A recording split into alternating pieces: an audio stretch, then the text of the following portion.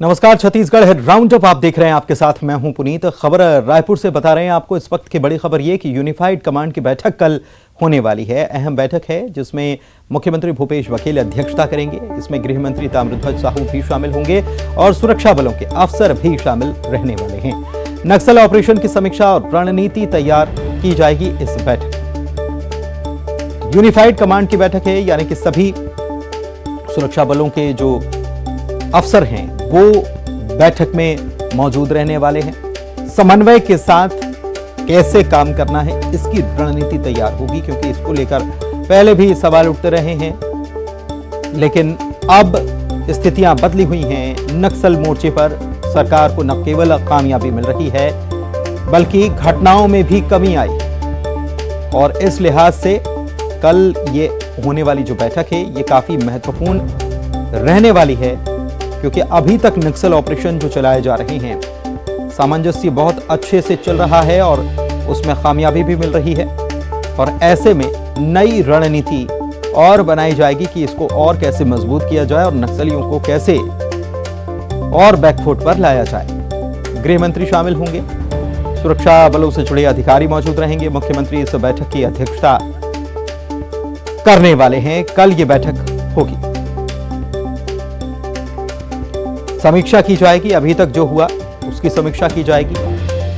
नक्सल operations में कहां दिक्कतें आ रही हैं, कहां कमी रह जा रही है, उस पर चर्चा होगी। साथ ही आगे की रणनीति भी तैयार की जाएगी। अभिषेक शुक्ल हमारे साथ हमारे डिप्टी एडिटर छत्तीसगढ़ से जुड़े हुए हैं, उनसे बात करते हैं। अभिषेक जी, ये बैठक जो है वाकई में बहुत महत्वपूर्ण है। नक्सल मोर्चे पर कैसे सामंजस्य के साथ रणनीति और समीक्षा की जाए? बिल्कुल, बहुत अहम बैठक है और इसीलिए इस यूनिफाइड का गठन भी किया गया है, ताकि इस प्रकार की बैठकें करके जो नक्सल समस्याएं हैं, जो दिक्कतें आ रही हैं, उनको दूर किया जा सके, आगे की रणनीति पर बात की जा सके और समन्वय जो बनाना होता है सुरक्षा बलों के बीच उस पर बातचीत की जा सके। इसीलिए इसका गठन भी यहाँ पर हुआ था और उसी की बैठक होने जा रही है, जिसमें मुख्यमंत्री अध्यक्षता करेंगे, गृह मंत्री शामिल होंगे, सीआरपीएफ के डीजी इसमें शामिल होंगे, तमाम सुरक्षा बलों के बड़े अफसर इसमें शामिल होंगे। और क्या कुछ अभी तक जो रणनीतियां बनी हैं उसमें कितना अमल हो सका है, क्या और कुछ वहां पर पाने की जरूरत है, क्या करने की जरूरत है, ये तमाम रणनीति इसमें बनाई जाएगी। इस यूनिफाइड कमांड की गठन के बाद से काफी सहूलियतें हो रही हैं। जो ग्राउंड लेवल पर दिक्कतें आती थी, समन्वय में दिक्कतें आती थी, वो दिक्कतें अब दूर हो रही हैं और इसका समय समय पर इसकी बैठक इसीलिए यहाँ पर की जाती है ताकि समन्वय बन सके। जो नक्सल समस्या लगातार छत्तीसगढ़ में रही है उन समस्याओं को दूर किया जा सके। तो ये बड़ी अहम बैठक है। हालांकि कोरोना काल में इसमें थोड़ा सा ब्रेक जरूर लगा था, लेकिन अब ये बैठक सुचारू रूप से यहाँ पर चल रही है और उम्मीद की जा रही है कि इस बैठक के बाद भी आगे की रणनीति पर काफी कुछ चर्चा होगी और पीछे क्या कुछ इस वक्त किया जा चुका है, क्या सुरक्षा बल कर रहे हैं और क्या कोऑर्डिनेशन में दिक्कतें आ रही हैं, क्या कुछ सुरक्षा बलों को जरूरत है, इन जैसी तमाम चीजों पर बातचीत होती है। तो ये यूनिफाइड कमांड जो है अपने आप में बहुत अहम है और इसकी बैठक भी बहुत अहम है, जिसमें तमाम आला अफसर बैठेंगे और मुख्यमंत्री और गृह मंत्री के साथ चर्चा करेंगे। अभी 3 दिन पहले की बात है जब देश के गृह मंत्री अमित शाह ने भी छत्तीसगढ़ सरकार के नक्सल मोर्चे पर जो काम हो रहा है उसकी तारीफ भी उन्होंने की थी। कोविड काल में ज़रूर ये बैठकें नहीं हो पाई और ये समन्वय के लिहाज से तो बहुत महत्वपूर्ण है। साथ ही क्या हम ये मान सकते हैं कि नक्सल मोर्चे पर जो जवान वहाँ से जो डटे हुए हैं, जो मुकाबला कर रहे हैं, वहाँ से जो फीडबैक आएगा उसको लेकर भी बैठक में बात होगी? बिल्कुल, ये इसीलिए तमाम अधिकारी इसमें जुड़ते हैं। सभी अलग अलग जो सीआरपीएफ की डीजी से लेकर यहाँ डीजीपी तक बैठेंगे और क्या अब तक काम हुआ है वो तमाम रिपोर्ट यहाँ पर रखा जाएगा। दोनों सभी एक दूसरे के साथ शेयर करेंगे, ग्राउंड लेवल पर क्या दिक्कतें आई, क्या सफलता मिली और आगे किन चीज़ों की ज़रूरत है, किस प्रकार की रणनीति बनाने की ज़रूरत है, इन जैसी तमाम चीज़ों पर ये चर्चा होगी, बैठक होगी मीटिंग में। तो इस बैठक में ये बैठक जब भी होती है तो इसी प्रकार की सूचनाओं का आदान प्रदान होता है। जो प्रोसेस है, जो प्रोग्रेस है, उन पर बात होती है और आगे की रणनीति पर बात होती है। तो ये तमाम चीज़ों पर कल चर्चा होगी और चर्चा के बाद क्या कुछ निकलता है वो ब्रीफिंग होगी। बिल्कुल, बहुत शुक्रिया अभिषेक जी आपका इस जानकारी के लिए। तो एक वक्त था जब पुलिस, राज्य पुलिस जो है और सुरक्षा बल के जो जवान हैं, सीआरपीएफ या दूसरी बटालियंस जो होती हैं, उनके बीच समन्वय को लेकर बड़ी समस्या आती थी। कई ऑपरेशन होता था तो उसमें समन्वय को लेकर सवाल भी उठते थे, लेकिन ये जो बैठक हो रही है ये अपने आप में बहुत अहम है, इसके फायदे भी हमने देखे हैं। गरियाबंद में स्वाइन फ्लू की दस्तक हो गई है और एक मरीज में संक्रमण की पुष्टि हुई है। ये मरीज राजिम क्षेत्र का पाया गया है। स्वाइन फ्लू का यह पहला केस यहां पर आया है। सीएमएचओ ने मरीज में स्वाइन फ्लू की पुष्टि कर दी है। संक्रमित मरीज को रायपुर में इलाज के लिए भेज दिया गया है। संक्रमण को लेकर स्वास्थ्य विभाग अलर्ट पर है। तो गरियाबंद से यह खबर आपको बता रहे हैं, जहां पर संक्रमण एक व्यक्ति में पाया गया है। राजिम क्षेत्र का रहने वाला व्यक्ति बताया गया है। इसमें संक्रमण पाया गया। सीएमएचओ ने उसकी पुष्टि भी कर दी है। शेख इमरान हमारे संवाददाता हमारे साथ जुड़े हुए हैं गरियाबंद से। इमरान, क्या जानकारी है इस पूरे मामले को लेकर? पुलिस जी, बता देना चाहता हूँ कि प्रदेश में लगातार स्वाइन फ्लू संक्रमण लगातार बढ़ रहा है। इसी पर गरियाबंद जिले में भी पहला मामला सामने आया है, जिससे गरियाबंद जिले में हड़कंप तो मचा हुआ है। स्वाइन फ्लू संक्रमित एक मरीज की यहाँ पुष्टि हुई है, जो राजिम क्षेत्र का रहने वाला है। और इसके पुष्टि होने के साथ ही उनके संक्रमण में उनके जो संपर्क में आने वाले लोग हैं उनके सैंपल के भी जांच किया गया। लेकिन राहत की बात यह है कि उनमें वायरस के लक्षण नहीं पाए गए हैं। जिला चिकित्सा एवं स्वास्थ्य अधिकारी एनआर नवरत्ने ने इसकी पुष्टि की है। उन्होंने बताया कि राजिम क्षेत्र में यह पहला मामला सामने आया है, जिसके बाद से ही स्वास्थ्य विभाग अलर्ट मोड पर है और संक्रमित मरीज का इलाज रायपुर में किया जा रहा है। ये पूरी टीम उस पर निगरानी रखी हुई है और कोविड-19 के बाद इस तरह के संक्रमण को लेकर स्वास्थ्य विभाग पूरी तरह से अलर्ट है और इस गंभीर बीमारी से निपटने के लिए स्वास्थ्य विभाग पुख्ता इंतजाम की हुई है। सीएमएचओ ने हमें बताया कि राज्य में जो मरीज मिला है उसका इलाज रायपुर में अभी जारी है। जी पुनीत जी, बहुत शुक्रिया आपका। शेख इमरान हमारे सहयोगी जानकारी दे रहे थे। रायपुर में इलाज चल रहा है। बाकी कॉन्टैक्ट ट्रेसिंग की गई है, लेकिन राहत की बात यह है कि बाकी किसी में लक्षण नहीं पाए गए। उधर जांजगीर चांपा से बड़ी खबर आपको बता दें, नाबालिग का अपहरण कर उसे बेचने का मामला यहां पर सामने आया है। इस मामले में एक आरोपी और 2 खरीदार गिरफ्तार किए गए हैं। फरार महिला दलाल मंजू तिवारी भी गिरफ्तार हो गई है। मथुरा से चांपा पुलिस ने इस महिला को गिरफ्तार किया है। मामला कितना पुराना है देखिए, 8 सितंबर का ये पूरा मामला है। मतलब 1 साल करीब होने को आया। 1 साल पहले अपहरण हुआ था और ये बेचने का मामला है। पहले अगवा किया गया नाबालिग को और उसके बाद उसका सौदा भी किया गया। इस मामले में एक आरोपी और 2 खरीदार, दोनों ये 3 लोग गिरफ्तार हुए हैं। इसमें एक महिला भी बताई जा रही थी जो फरार चल रही थी और ये दलाल बताई जाती है। इसका नाम है मंजू तिवारी। इसे भी गिरफ्तार कर लिया गया है और मथुरा से चांपा पुलिस ने इस कार्रवाई को अंजाम दिया है। 8 सितंबर का मामला है। 1 साल होने को करीब आया है। 8 सितंबर 2021 को अपहरण किया गया था।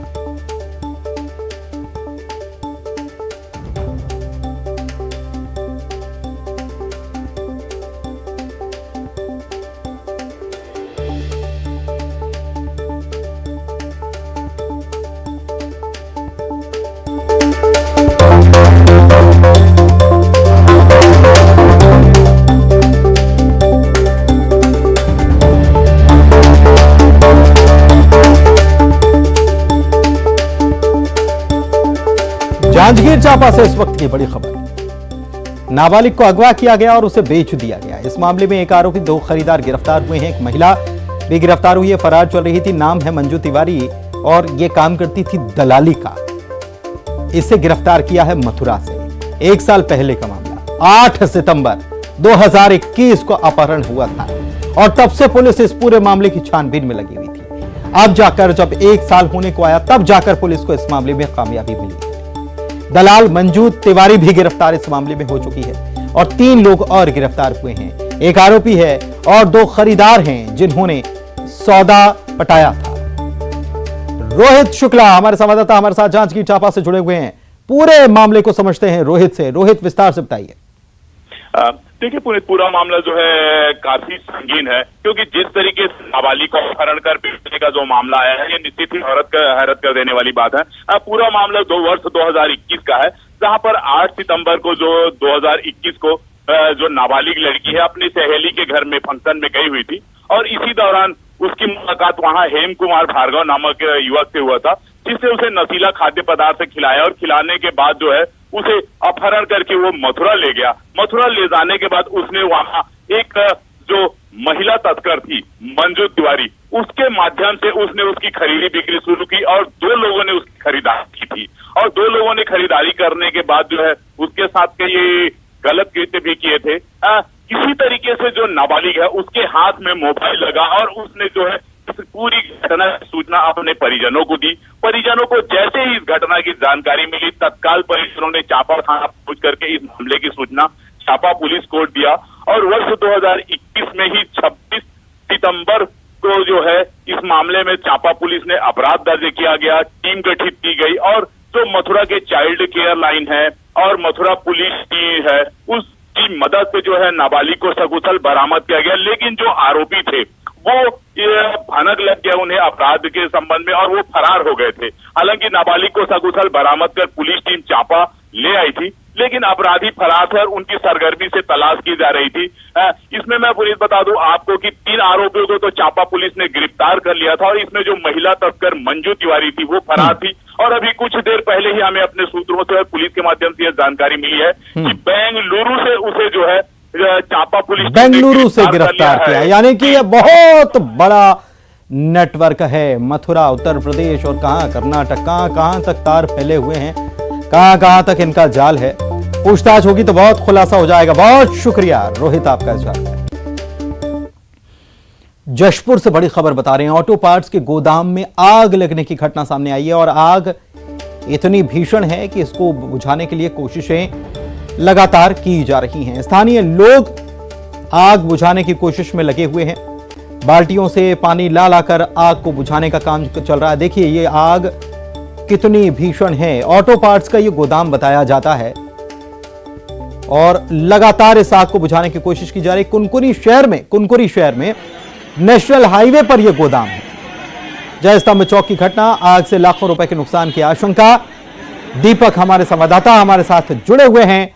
दीपक, ये एक्सक्लूसिव तस्वीर हम दर्शकों को दिखा रहे हैं। ऑटो पार्ट्स का गोदाम बताया जाता है, आसपास का इलाका कैसा है समझना चाहेंगे, आग की स्थिति क्या है ये भी समझना चाहेंगे। पुनीत, आपको मैं बताऊं तो ये जो दुकान है ये कुनकुरी शहर के बीचों बीच स्थित है और नेशनल हाईवे के किनारे जो है ये दुकान स्थित है। और अभी थोड़ी देर पहले इस दुकान में जो है आग लगने के कारणों का तो स्पष्ट अभी नहीं हो पाया है, लेकिन फिलहाल जो है वहां पर आग भीषण रूप ले चुकी है।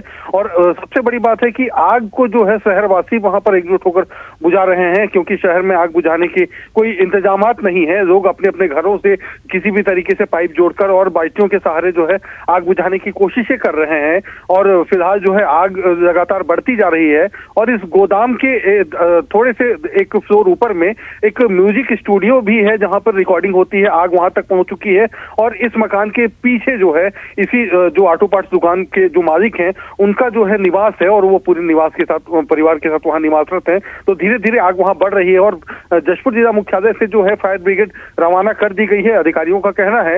लेकिन अभी फिर फायर ब्रिगेड वहां नहीं पहुंची है, जिसकी वजह से लगातार जो है आग बढ़ती जा रही है और फिलहाल जो है लोग जो आग ये बड़ी हैरानी की बात आप बता रहे हैं दीपक कि यहाँ पर अगर कोई ऐसी आग लगने की घटना हो जाए तो यहाँ आग बुझाने के कोई इंतजाम नहीं है।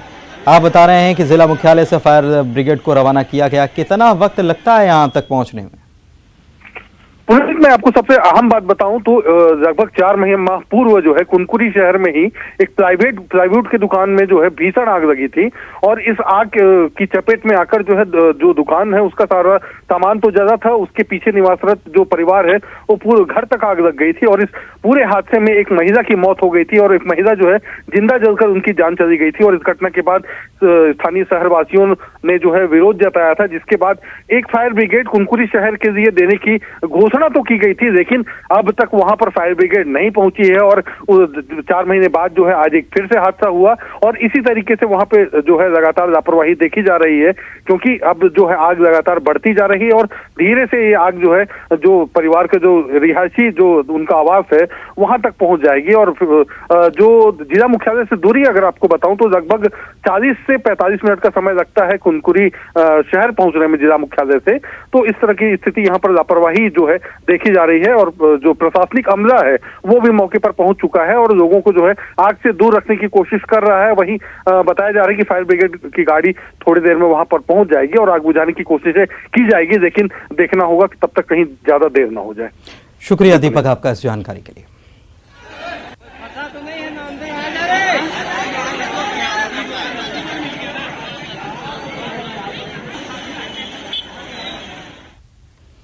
छत्तीसगढ़ में सरकारी अधिकारी और कर्मचारियों की हड़ताल जारी है। 34% महंगाई भत्ता अन्य मांगों को लेकर कर्मचारियों ने 4 दिनों से कामकाज ठप कर रखा है। इससे आम लोगों पर परेशानियों का सामना हो रहा है, आम लोगों को करना पड़ रहा है। आज हड़ताली कर्मचारियों ने राजधानी के साथ पूरे जिलों के मुख्यालय में मशाल रैली निकाली, अपना विरोध जताया। रायपुर में मशाल रैली निकाल रहे कर्मचारियों को पुलिस ने बूढ़ा तालाब के पास रोका। कर्मचारियों के आंदोलन को बीजेपी ने समर्थन दिया है।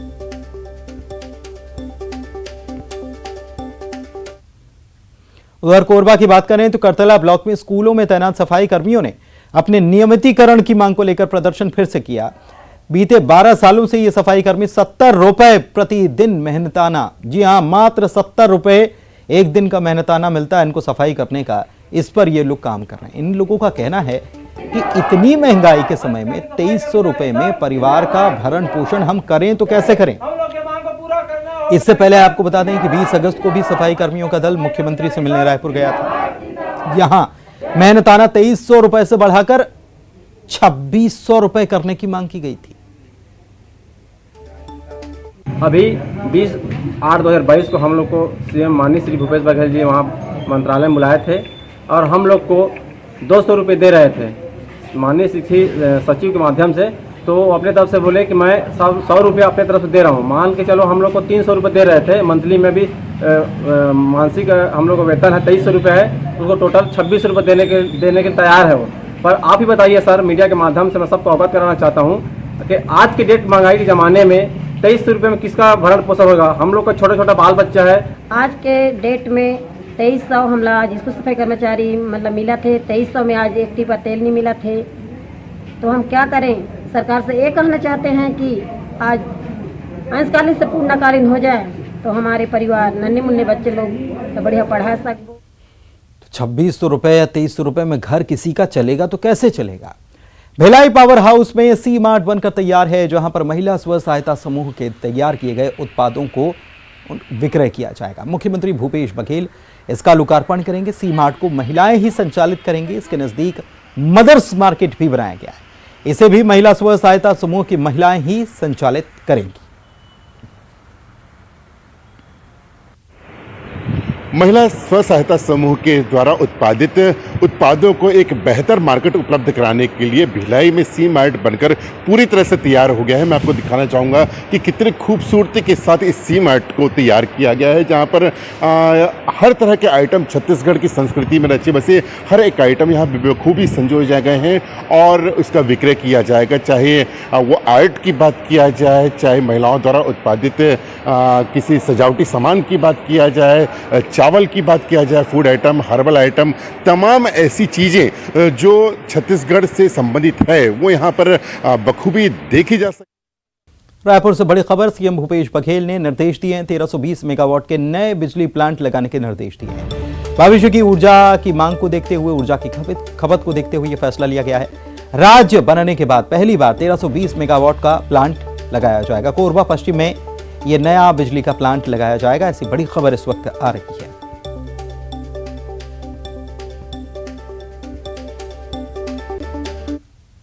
और इसी के साथ इस बुलेटिन में इतना ही। नमस्कार।